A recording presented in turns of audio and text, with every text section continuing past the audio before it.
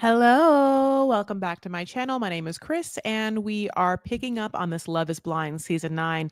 This is episodes 6 and 7, a two-part mega recap as we get through the first two episodes of the second drop. Honey, we know the cups now. We know who's left, and we know that people are basically on their way to Baja. Now, last episode, Casey had a come to Jesus moment. And the come to Jesus moment was that she cannot or refuses to be in a relationship on camera with Patrick. Now, she doesn't also want to be in a relationship off camera with Patrick, but at this point on camera, she's not telling Patrick that. That part is rude. I think that there's something to keeping your side of the street clean, right? Like when it comes to communication, when it comes especially for like love and romance, but like family, I think it speaks to the respect and dignity that you lead your life by. So for someone like Casey, who will go on a reality show just for fame and will lie, it's like obvious that she would have issues with like integrity and stuff like that. It hurts my soul that Patrick will be like, "Yeah, but we're still in a relationship, right?" And Casey like knows that they're not. Like, no, the answer is no. She does not want to be. No, she's knee deep in this ex-boyfriend's lap right now. Like, you know what I'm saying? Like we know that. That I wish that she, and for all of us, I wish us to have like the courage to be clean with our intentions and our words and with people and their hearts. If people ask you a question, if people want your sincere answer, I think that you owe someone, now, not everyone, obviously, but someone who I'm assuming has been like open and sincere with you, you owe them truth. I think that sometimes, truth is subjective, obviously. But at the same time, there is what is in your heart and what you know, even if it makes you look bad and even if it brings you shame and even if it feels bad to say out loud. But I think at the same time, in this little pocket of a moment in this relationship reality show, like I think it's important to remind yourself of like the vulnerability and strength it takes to be honest with someone. Casey never wanted to be with Patrick and is crying and grabbing him and like trying to make it seem like she's a victim of the show just to save face so that he doesn't feel bad that she isn't attracted to him and doesn't want to be with him. She wouldn't even have to say the attracted thing, obviously. But it's like, I think that, like as females, I think that there's a lot of like things where like, oh, dudes will just fuck with you. Like dudes will just like not tell you what's up or like, you're like, oh, I really want to be in a relationship and someone will just like string you along or what feels like tinker and lie to you because they don't want to like be honest with themselves. At least that seems like a whole thing that is like in the dating thing now where, and again, this is like a cisgender heterosexual thing, but I want to point it out when it's flipped. She's being so disingenuous with him, with her intentions. And he's honestly asking her something. Now, we can go back and be like, Patrick, but how much are you really like devoted to this relationship? Does it make sense for you truly to be? You were not incredibly connected to this person, specifically in relationship to how heavily you were connected to Anna, so like what is this for you? How badly do you want to be on this show? You know, and or how badly did you like Casey until you saw her and then you did realize that she's hot and now it'd be nice to have a hot girlfriend. So it's like it's so shitty, this whole situation. It's so ucky to watch. It's so honestly probably the antithesis of Love is Blind. This scene of watching someone try to leave the show because they got paired with someone who they find unattractive and they're lying to themselves, trying to blame the show, but also lying to the person on camera is like why you don't do this kind of experiment. Because you would see immediately and you wouldn't waste time with someone who was so superficial. You know what I'm saying? I wonder if Casey is like truly the world's worst contestant to have been on this show. Cuz it's not like that like it's like none of the villains that have been on the show before. Like I feel like all those people wanted to find love and then through their own character flaws couldn't or didn't. But Casey didn't share there was I don't think that Casey ever wanted to find love on the show. I think that Casey truly always thought that she was better. And then realized that she has absolutely no wherewithal, strength, or ability to keep the lie going. So, yeah, she's in some ways the worst contestant on the show. Not that she's overly fake. There's definitely been fake people. It's that she is so fake and weak at the same time and kind of obvious, you know? So, listen, we are going to move on to Baja California, where all the couples get to have their like moment with their beautiful room. Um, Allie and Anton are there. She's not into him kissing her with open eyes. He just keeps kissing. And I get that. Like, I think it's weird to kiss with open eyes. Have you guys thought about that? I'm not saying I've never done it, but I wouldn't do it every time. I might like I would probably assume I'd kiss someone with open eyes like the first time they kiss me. Maybe if it was like shocking to me and or I wasn't expecting it or I was just so into it that I just wanted to see everything that was happening. But I can't imagine continually kissing someone that I've been kissing over and over again and just every time going in open balled. Now Allie's gorgeous. So Anton could be like, yeah, I just literally can't believe I'm kissing you. I'm literally every time I kiss you, I'm like, oh my God, her. Allie's gorgeous. Anton's like either affection and or attraction to Allie is subdued. He's a subdued guy. Like, you know, he doesn't give a lot. I feel like he gave a lot more in the pods. Like, remember in the pods, everything was like baby, baby, baby, baby, baby. Anyway. We start to get a little interesting conversation where the ring that he got her, he drops was 5,000 and she is not impressed by that number. She would have appreciated double that, 10,000. And he is taken back by that, like why it doesn't matter and that 5,000 is in fact quite a big number and should be, you know, like admirable. Not great conversation to having right away.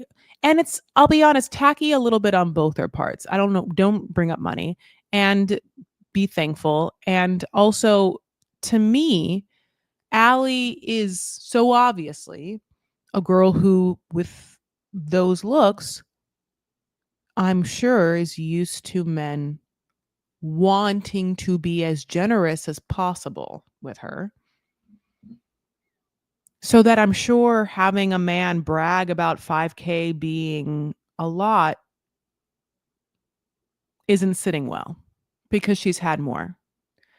This is 5K is I've never had a man buy me $5,000 worth of jewelry except for my dad, and it's like gold bangles. And it was 4,000. And they're just all gold bangles, okay? So from like Syria or something like that, whatever. I shouldn't be saying that out loud. I don't give a shit. Whatever, God bless. I'll cut it out. I can't cut it out. It's life. But having said that, 5,000 is a lot for like one piece of jewelry. It's interesting though, because it's not that much, but for wedding rings can really cost a lot.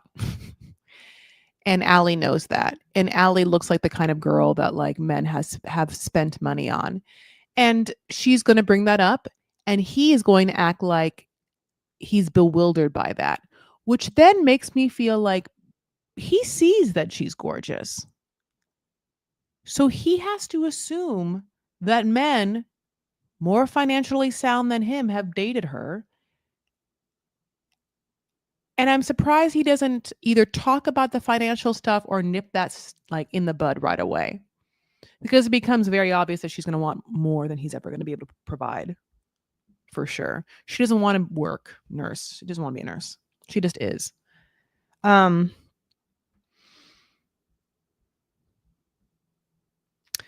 Madison, talks about, being blind and motion sensors, and, does that make Joe nervous, which it does. But Joe won't be honest with anyone, not and definitely not Madison. And Madison needs to find a guy IRL, is perfect for the show, but like if we're gonna give her big sister energy, like the show's really not for her, and actually finding someone, especially with like I think qualifications involved. She takes her hair extensions off, which makes me happy for her, because I like when women can just be like, "This is me being me." Like Labria does it too, where she's like plucking off the strips. Now they get into a jacuzzi, her and Joe, and this is where we get, the tried and true, never fun. We know what's coming conversation where like specifically a dude is dancing around the fact that the girl that he has chosen to be with is not his preferred type, and that in normal life or in his real world there would not be a chance that this would be happening for him. That's wild. Madison is a lovely woman, and she's beautiful, and she's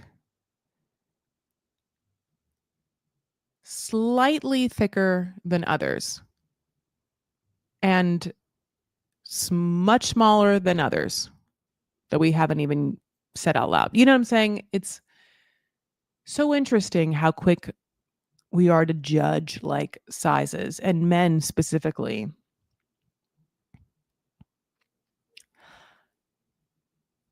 Joe seems Joe and Madison, I don't quite remember why they have a connection. I do remember her being like, "Hey, I have this thing where guess what? We're on Love Is Blind. Also, at some point, maybe me. Ha ha ha. Anyway, can you deal with that?" And him being like, "Yeah, totally." And then us watching that happen and be like, Probably not, girl." Like besides that, their connection has been like null and void as well. It's a very limp-wristed season. I think it's hard to like really showcase these moments of like divine connection.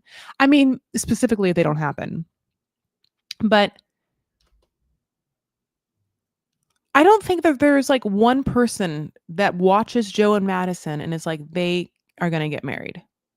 In fact, if they get married at the end of this, and I haven't watched the end, I would still be like, the producers are paying for this to happen so that we don't think this show is unwatchable. Because like, yeah, like they're not supposed to be together. He's not interested in her. She's barely interested in him, more interested in the idea of being with someone, and he's there and hot enough, or there enough, physically there enough, you know? Um, they get to finally all meet up. Madison gets to they all at the resort, they get to have their like social hour where all the couples get to meet, which is exciting, because they get to drink together. And Calabria looks amazing. She's like dressed all in purple. And Edmund says one of the funniest things in the entire series, where he like calls out Anna for having like a messy bouffant hairdo. He says he loves it, but he always says like he can't wait to see it. Edmund calling out the fact that, you know, her hair is always so messy is like LOL. Her hair is so thick for the extensions to be there as well, but again, it's because I think her hair is, like, really curly or really wavy, and that's not being addressed. So, everything is just it's hard to keep it in place, and it's hard to keep it looking normal and nice and just kind of, like, clean and neat. It's hard to do because of, like, she's fighting so many things. I wish someone, like, I wish that someone at her salon would just be like, "Girl, come on, please, let me do it." So they start talking about sex, right? Everyone does. Mostly like, have you guys had sex? Everyone has had sex except for Calabria and Edmund. Sparkle says the sex with Jordan is the best ever. Madison says, honey, the sex with Joe, best ever. And Anna's like, no, me, my best ever sex with Nick. And we're like, okay. Allie's like, yeah, I was gonna like try and hold out, but I couldn't wait. We're like, okay. Now here is where it gets interesting. Calabria doesn't want to have sex with Edmund, and Edmund realizes that he is other in that moment because other people have. And I think that sits on him in a way that the otherness, the not being claimed, and like having maybe like a feeling of being without or being different his whole life, I feel like comes out in this moment. And when he realizes that she doesn't want to have sex with him and everyone else has had sex, it's really hard to take. Now, the way that this person decides to deal with it in the later scene is because this person has, some issues. Oh, messy. So I will say this for Love is Blind not to have like couples that will ever truly grow old together, they do have awkward slash good relationship scenes this season in enough that we can talk about them. So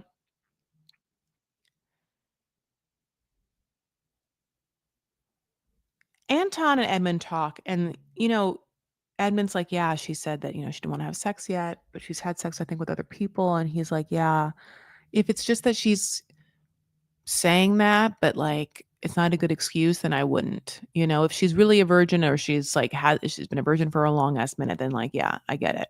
Edmund sits on that. And he also tells Anna how sad it was between having Nick and you know, um what's his name? I put Bernard here. That's not his name. Daniel. Brendan. That's his name. Brendan. I'm sorry. Edmund tells Annie how upsetting it was to see that love triangle. And Annie, I feel like, doesn't understand that they hate Nick. And that's why. All the guys are being like, Loki, how did you pick Nick over him? Like Brendan, they don't get it. And Annie doesn't quite understand that's what they're asking. Then there's like this weird moment. Basically, what's happening is Joe is drinking and Joe is hanging out a lot with Jordan. Almost are like having a bromance. Madison is not getting any time with Joe after talking about how great their sex is.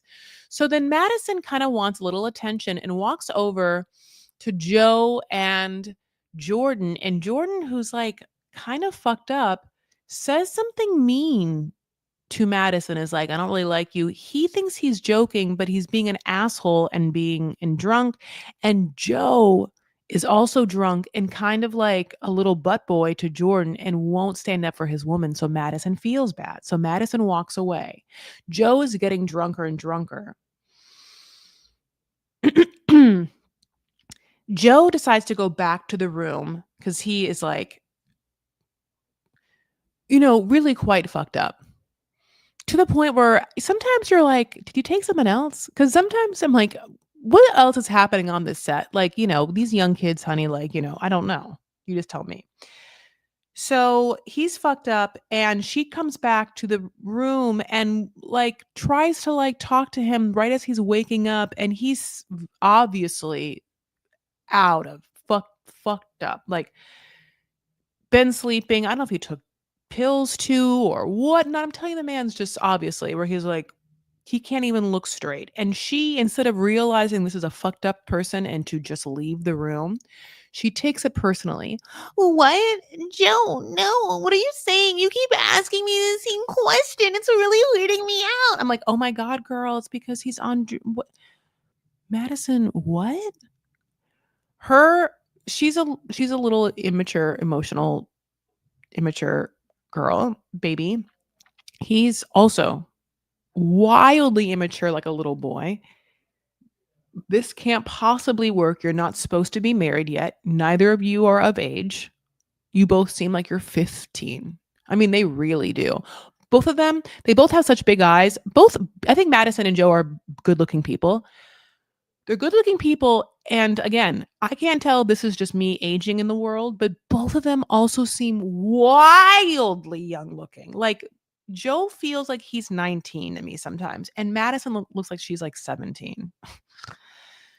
So it's a horribly long scene of them like not understanding. Like she's yelling at him for being fucked up and not knowing that where in space and time he is and where in space and time she is. I can't, like, Madison, you've never been around anyone that's like tripped. Madison, you've never, like, just no one's done shrooms around you, Madison. No one. Just you've never been around anyone who's like, yeah, I guess not. Madison does seem like someone who probably wouldn't have been around someone that's ever done drugs. And Joe seems like someone who does drugs. I think that's, half of me is like, Jordan, did Jordan slip Joe something? Like a little Molly, a little MDMA, like a little something. Like, I don't know, what are the kids doing? Ketamine? Because Jordan is suspect and he was fucked up. And him and Megan, Sparkle Megan, kind of like got into it too. This is them there. Because he was annoying, she was just able to deal with it more. And he had a little more wherewithal. I don't know if just like him having a kid has made him like a tease more mature than Joe, but I mean, like he just had his wits about him to be like, oh, okay, I'll stop being annoying. But then he's going to complain about that later because he didn't think he was being annoying. He was. But Sparkle Megan also is controlling, which she is. Also, I would love to see her be annoyed by a drunk Mike because Mike gets drunk and horrible, I'm sure. So basically, they're fighting. I'm going back to Jordan and Madison are fighting. He just doesn't want her. He also doesn't want her to say that he's fucked up. And that's another reason why I think he's on drugs. Because if you were just drunk, you'd be like, yeah, I got too drunk, but babe, but she's like, you're so fucked up. And he's like, stop saying that. I was like, buddy, you are, and it's obvious. I mean, too late. Okay.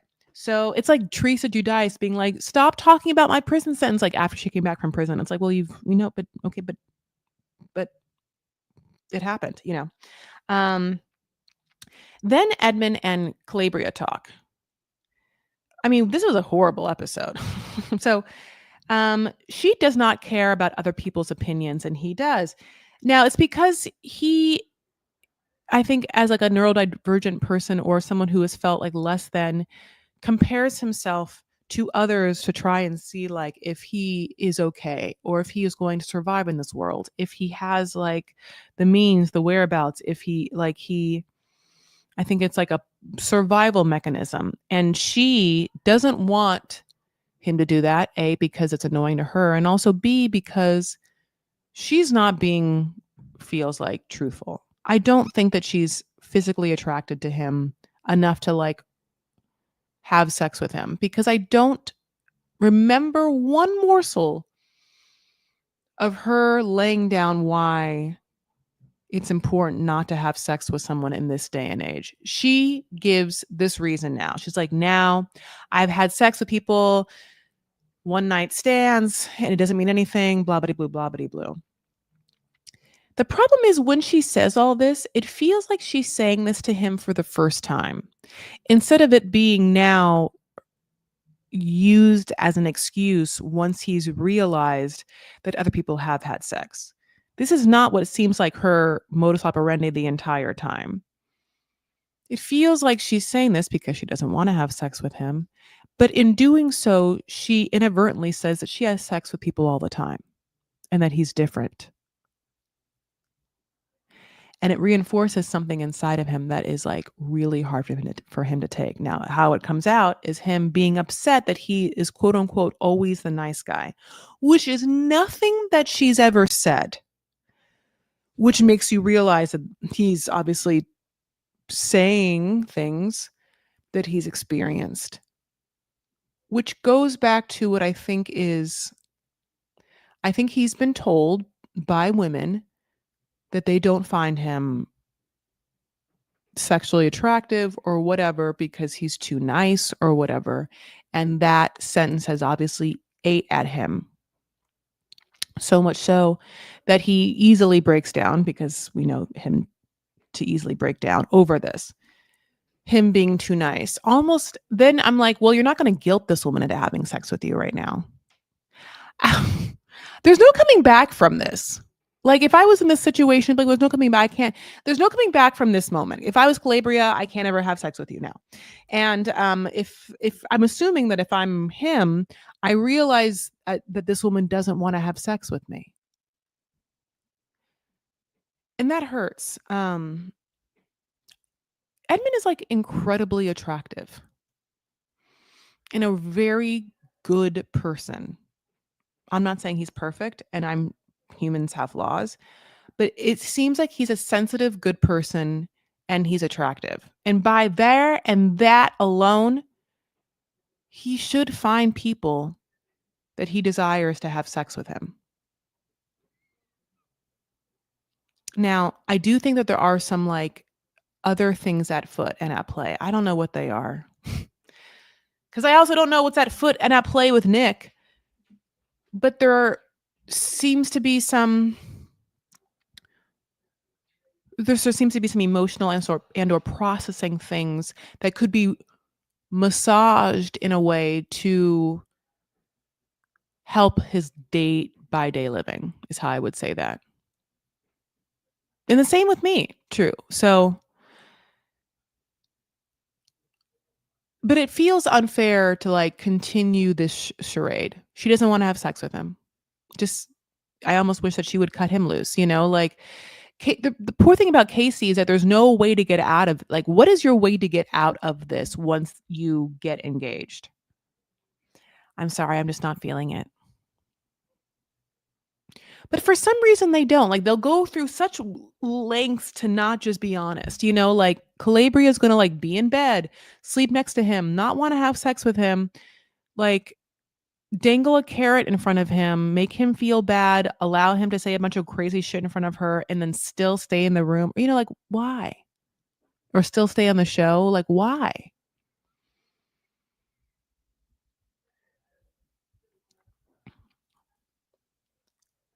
So anyway, episode 7 starts with Joe and Madison continuing to fight. At this point, he's laughing because he's fucked up and it's so like tedious, and she's embarrassed that he didn't follow her. This is like the most like high school. We shouldn't have to watch this because this isn't Love is Blind. This is like high school infatuation is obnoxious, is what this is called, He's just fucked up and he doesn't want to be with her, and she's throwing a temper tantrum and overly dramatic, and I mean very overly dramatic, and wants him to want her and go after her, but he won't, and so she feels embarrassed by that, and so she just continues to go after him. I hate that for her. I hate that for us women. Edmund and Calabria talk the next day. She's not over what happened or the conversation about not having sex. And he is like trying to get over it, but he's not over it. But he can't do anything about it. He can't demand sex from her, and he won't leave. I think that he sincerely wants a connection, I think that I think there's no way that this couple ends well. And that part makes me feel sad. It's almost like watching a train wreck. Well, it is like watching a train wreck, and then you just slow time, you know what's gonna happen. You're just like waiting for like the gear to go off. God. Okay, so Nick and then Anna talk. Anna drops the fact that her dad really wanted her to have a manly man. Now, in this conversation, we also realize that she's saying this knowing that Nick isn't quite that, which I think is LOL. Nick doesn't know that though. Nick's like, yeah, like me. So, they also talk about how much they work. They both work a lot, you know, like big workers. So it's gonna be hard to juggle all that working. I'm always like, really? Because you're young. Why is it that hard to juggle work when you're young? You can tell me it's hard to juggle work when you're young if you have like a whole other thing happening, like you're in grad school or you have a child or you're involved in an improv community, you know, and you're dating outside of the improv community, then yes. But if you just have a job and you are just working, I'm assuming that you can also date because you have weekends. I mean, maybe you're like, yeah, my friend circle is like really intense, but unless your friend circle feeds into one of your hobbies, passions, or like career, you can bring a friend around your friends. So anyway, yeah, he asks, "Will you still love me outside of Mexico?" Will you still love me outside of Mexico? And the answer is no, like she barely loves you now. You know, none of these people love anyone. I mean, this is, but here we are. Madison goes, to a different hotel room because of the, like, Joe situation. She wakes up and she realizes that she has to pick up her dignity, get her hair extensions, and go find someone who can truly make her feel good and who can truly take care of her for the rest of her life because obviously Joe has chemical substance abuse, issues, and, she can feel probably isn't that into her. Oh, wait, that's not what happens. She goes back and she's like, "I missed you. I woke up without you, and I forgive you for everything." He's like, "Cool." They really have good sex. They really have good sex, what she says. That's what she's saying. That's what she tells everyone later on, even more so. We'll get into a little bit more of like the exact kind of sex they're having or what being thrown down, but we get hints of how good the sex is. And we really feel Madison's like, she's like, I stayed up all night thinking about it. And I'm like, yeah, I get it. I can tell. She's wearing like a very cool neon y woven look. I love neon. I think it is such a pop, and, I like the fact that she's like, "I'm putting on my best woven ensemble two-piece. I'm going back and getting my man who is not good enough for me." She does, though. She does. It's like Baja it's this thing where here's the thing. Because these people aren't, like, super attractive, there's not much that can happen. Allie's the hottest one, and not even Anton truly feels like he cares that much about Allie.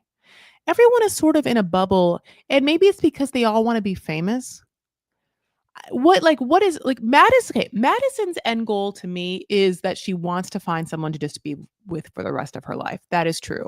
Now we can both say, "Now you're not gonna find that person, it's not Joe," and you also have to find someone that will quote unquote "love you," that you actually love, and love requires, like, time, space, understanding to be with and sit with and be, like, present with to hear the words coming out of someone's mouth and, like, you know, connect with over that. That has not happened for Madison. Joe, I'm assuming, wants to be famous. Period. I don't know why Joe would be on the show. Unless like a recruiter like was really annoying that came up to him in a bar one night or he thought that recruiter was hot and or something or his parents just kept saying to do it. I mean, Edmund I think really wants to find someone, truly. I think Calabria really wanted to find someone too and Calabria got to the pods and realized there was no one for her. No one. Calabria did not have a lot of options. I'm just saying as a person. I'm not saying, like no one did. No one had a lot of great options. Like the options that we know from the people that were actually on the show were Sparkle Megan literally having Jordan, Blake, and Mike, and Annie having Brendan and Nick. We were supposed to believe that Brendan was the better choice because he's more attractive, but we know personality wise that was not the case. Nick was a better fake actor and she just chose Nick. He's no prize. It's so all this to say, when they all get together, it isn't like there's going to be drama between them. None of them wanted to be with anyone else in that group. And there's no one that's like going to be a wildly great temptress or tempter. Like no one's going to look at Anton and be like, "Oh, I wish I got him and I'm going to try and get him away from Allie." Right? Not going to happen. So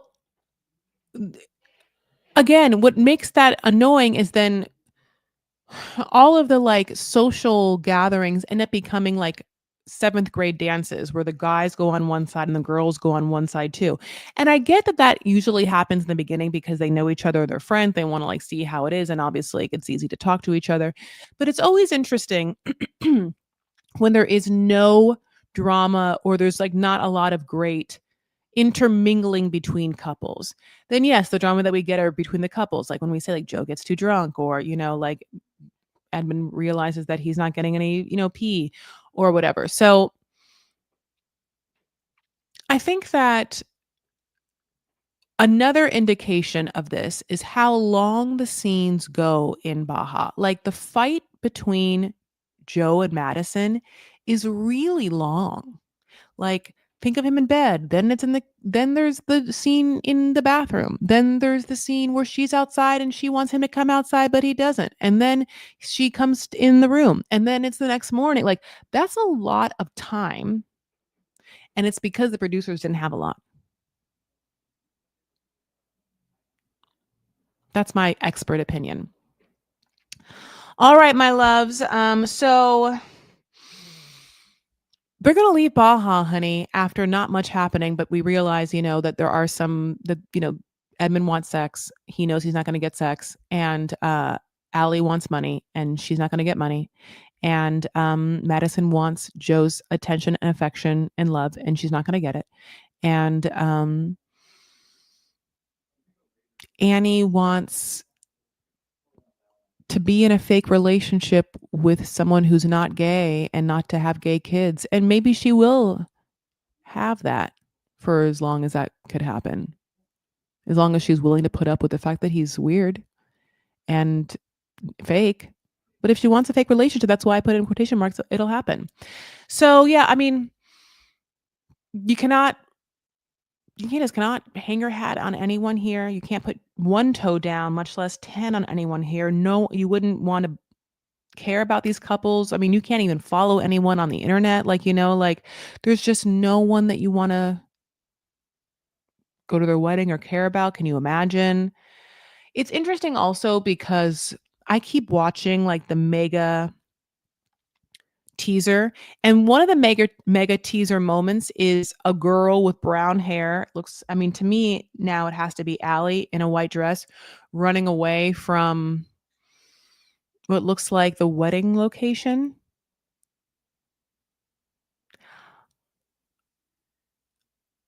I think this is going to be a very dramatic wedding ceremony episode. I don't think that one of them is going to get married. And let's just say the producers get one of them to say yes. I think by the time we get to the tell-alls, they'll be gone. There's just no love here. Hi. That's the end of this episode. Oh my God, what'd you guys think? And by, you guys, Busula, what'd you think? Hi. I don't know about this season, and I have to like get my bearings for it because I'm just so surprised how little of a connection any of these people have with each other. Like, I'm almost surprised that they aired the season. But there must be some bullshit that happens. They were like, "Well, drama's drama." You know how, like, they say, like, all press is good press, even bad press? To me, this is the most anti-Love is Blind season possible, like, there is no love. So that makes me feel like, why are they doing it? But at the same time, if it's just to have a show cycle every 6 months, I mean, I guess they did it. But I feel like the producers watching this season and the higher ups are, like, freaking out. I think that even though Megan dodged a bullet with Mike, Jordan is not financially stable enough for her. Oh, for sure. Yeah, I think that Jordan was lucky to be put in a contrast against Mike, but I don't necessarily feel like Jordan has made a case for himself as, like, a good partner. Jordan is nice, and I certainly feel bad for Luca, but Jordan's whole thing is that, "Hey, I got this kid, so it's a package with me and my kid. I don't know what I can offer you other than the fact that I got a kid, and I'm nice." And I think that's I think that, I think that Sparkle Megan purely picked Jordan because he's nice, and their conversation flowed. And maybe I think that Sparkle Megan is horny. I think she's a horny girl. I think she's heavily a horny girl. I think that she likes to put down. Maybe there's a part of her that's like, Jordan's young, Mike's old. Mike's not old. Mike's 39. Mike's 39, he's younger than me. He looks old. He has bad skin. That's the problem about Mike. Mike needs to, like, get some lasers, just to, like, resurface some of that skin, honey. I don't know. Just, like, book yourself, like, a laser spa somewhere. I'd say Italy. I hear it's great. Just resurface that whole face, honey.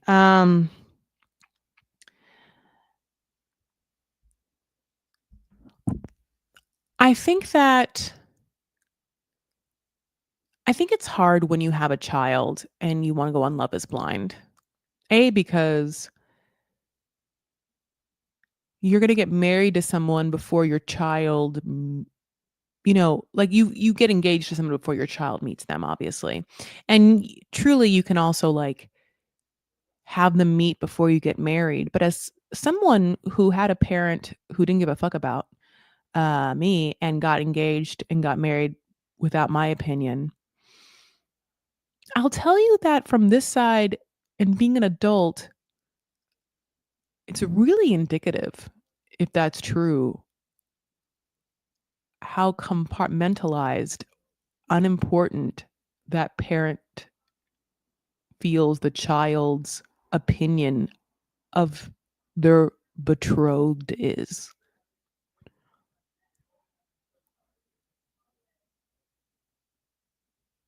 Now, Luca's a baby, and the thing about it, though, is, like, we know that people on the show can be fake. Like, maybe Jordan could be like, "I didn't pick Casey.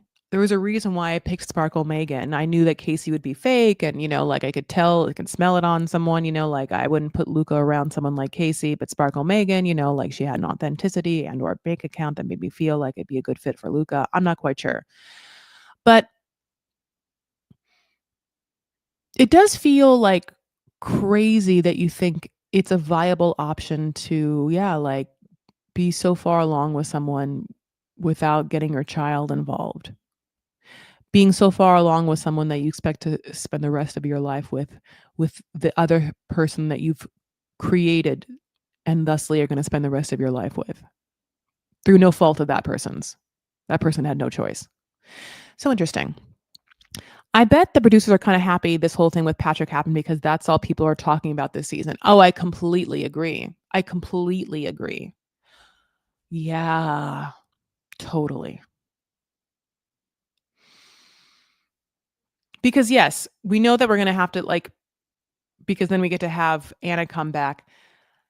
And The funny thing is then it becomes this whole thing where it's like the Blake thing became so interesting. You wish that Blake and had gotten paired up with someone so that Sparkle Megan could come to Baja and then be with Jordan to see Blake. You wish that like if Anna and Blake had got paired up, because then Patrick could have come with Casey. Casey could have been obnoxious. People could have realized what a bitch Casey is, how horrible she is. Patrick could have realized the problems of his ways. Maybe Anna and Patrick get together. Such drama because they should have always been together. Maybe Blake leaves. Maybe Blake and Nick get together. Maybe Sparkle Megan and Blake get together. I mean,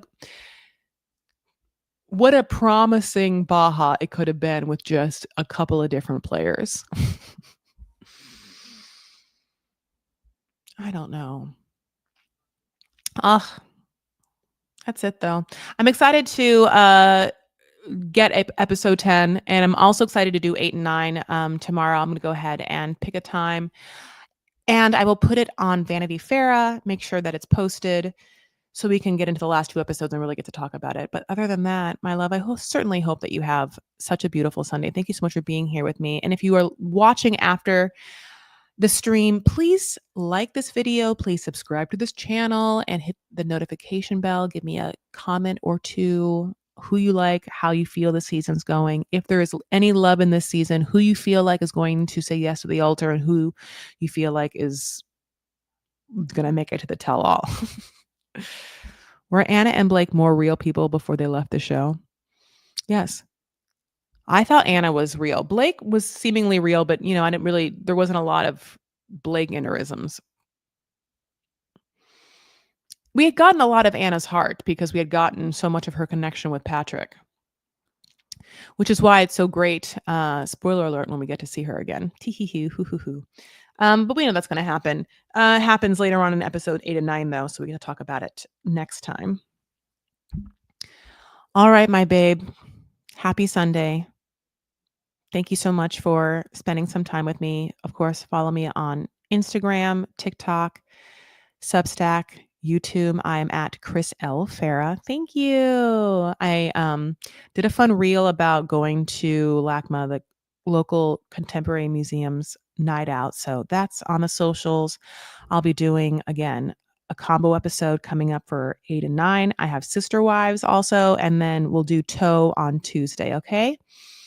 I love you all. Take care of yourselves and one another. Stand up for what you believe and make art. And I will talk to you later. Bye.